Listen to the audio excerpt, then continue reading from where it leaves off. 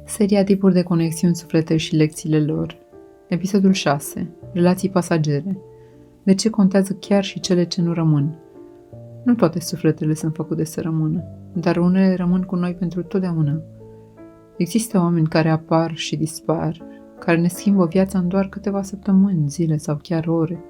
Nu ne promit nimic, nu construiesc planuri, dar ating ceva în noi care nu se mai poate întoarce la cum era înainte. Acestea sunt relațiile pasagere, nu pentru că nu au avut importanță, ci pentru că și-au încheiat misiunea. Sunt întâlniri scurte, dar cu sens, oameni care vin nu ca să rămână, ci ca să ne arate ceva. Și poate că tocmai pentru că pleacă, învățăm cel mai mult din ei. De ce apar relațiile pasagere? Pentru a activa o etapă de conștientizare, aici sunt în viața mea acum. Pentru a declanșa o transformare, o decizie, o schimbare, o revelație. Pentru a ne învăța să fim prezenți, fără atașamente toxice.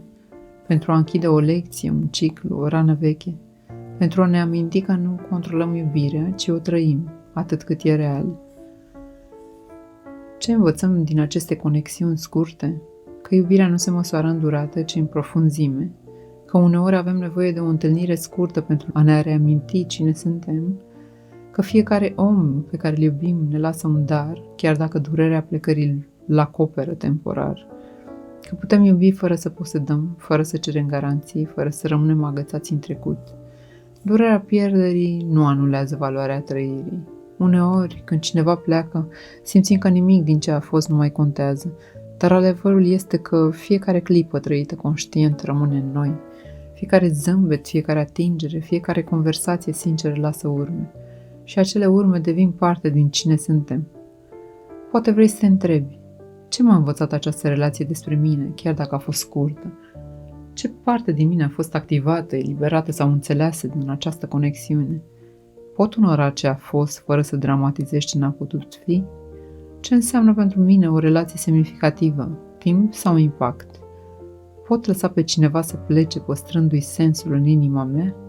Relațiile pasagere nu sunt accidente. Sunt mici misiuni ale sufletului. Uneori doar cineva care nu rămâne poate avea curajul să ne spună ce nimeni altcineva n-a putut. Sau să ne iubească exact atât cât avem nevoie pentru a putea merge mai departe. Și chiar dacă pleacă, ne lasă cu un dar tăcut, o versiune mai clară, mai trează, mai vie a noastră.